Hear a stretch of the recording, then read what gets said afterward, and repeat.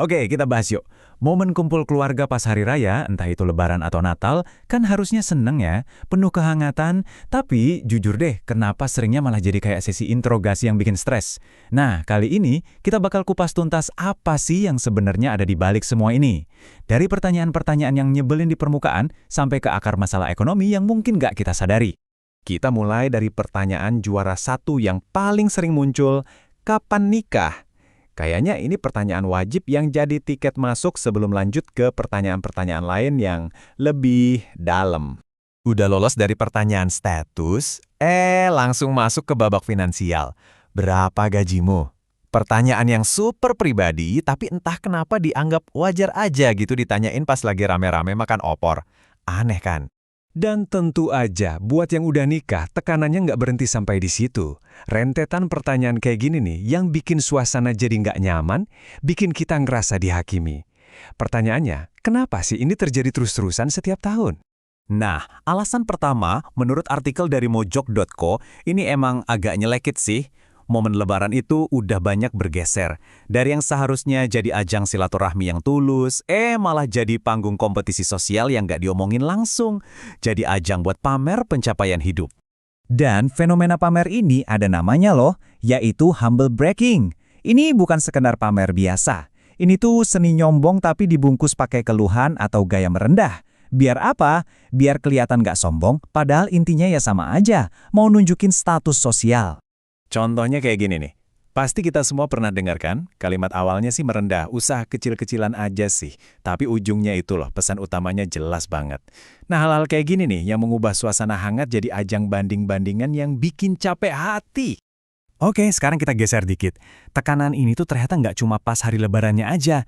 Jauh sebelum itu, selama bulan Ramadan, ada tekanan lain yang sering banget nggak kelihatan. Dan ini terutama dirasain sama para perempuan. Kuncinya ada di konsep beban ganda ini. Jadi, perempuan, bahkan yang juga kerja cari uang, seringkali masih dianggap punya tanggung jawab utama buat urusan rumah tangga. Nah, pas bulan Ramadan, beban ini bisa jadi berlipat-lipat. Dan ini bukan cuma perasaan aja loh, tapi ada datanya. Bahkan, di hari-hari biasa, 60% pekerja informal perempuan itu ngerjain lebih dari 10 jam pekerjaan domestik dalam seminggu. Sekarang, bayangin deh gimana pas Ramadan, di mana mereka juga harus nyiapin sahur dan buka puasa setiap hari. Bebannya nambah banget. Oke, kita udah lihat gejalanya. Pertanyaan basa-basi, pamer terselubung, sampai beban ganda. Sekarang, kita gali lebih dalam lagi. Apa sih akar masalahnya yang bikin semua tekanan sosial ini rasanya makin menghimpit, terutama buat generasi kita sekarang? Nah, ini dia intinya. Banyak dari kita, sadar atau enggak sadar, adalah bagian dari yang namanya generasi sandwich. Konteks ekonomi inilah yang ngejelasin kenapa semua tekanan sosial tadi tuh rasanya berat banget. Jadi, generasi sandwich itu, seperti namanya, ya posisinya kejepit kayak isi sandwich. Mereka harus menanggung beban finansial dan emosional untuk 3 generasi sekaligus. Orang tua mereka di atas, anak-anak mereka di bawah, dan tentu aja diri mereka sendiri di tengah-tengah. Kata ini bener-bener pas banget buat ngambarin perasaan mereka. Terhimpit. Dari atas ada kewajiban ke orang tua, dari bawah ada tanggung jawab ke anak, ruang buat nafas buat diri sendiri, jadi sempit banget. Jadi ini bukan cuma soal duit ya. Ini juga soal waktu, energi, dan emosi yang kesedot dari berbagai arah dalam waktu yang bersamaan. Makanya pas orang lagi ada di posisi kayak gini terus ditanya, gaji berapa? Pertanyaan itu rasanya jadi 10 kali lebih nusuk. Tapi, di tengah semua himpitan ini, ada kabar baiknya. Sebuah penelitian di Medan nemuin angka penting, 0,233. Kelihatannya kecil ya, tapi angka ini nunjukin kalau literasi finansial alias melek soal cara ngatur duit itu punya pengaruh positif yang signifikan buat kesejahteraan generasi sandwich. Artinya apa? Punya pengetahuan finansial yang baik itu salah satu kunci buat bisa bertahan. Oke, kita udah tahu masalahnya. Terus, gimana cara ngadepinnya? Nah, untungnya, para ahli dari UGM ngasih beberapa strategi yang praktis dan bisa banget kita coba. Kuncinya ternyata ada di mindset kita.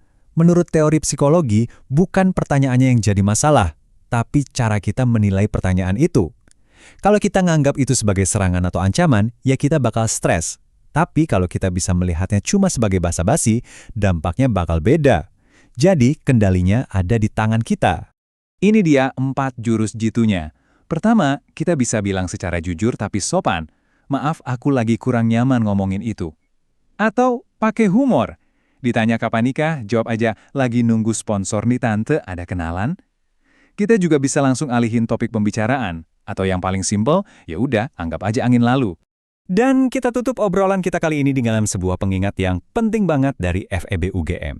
Di tengah semua tekanan dan perbandingan sosial, ingat ya, hidup itu bukan lomba lari. Tiap orang punya timeline dan perjalanannya masing-masing.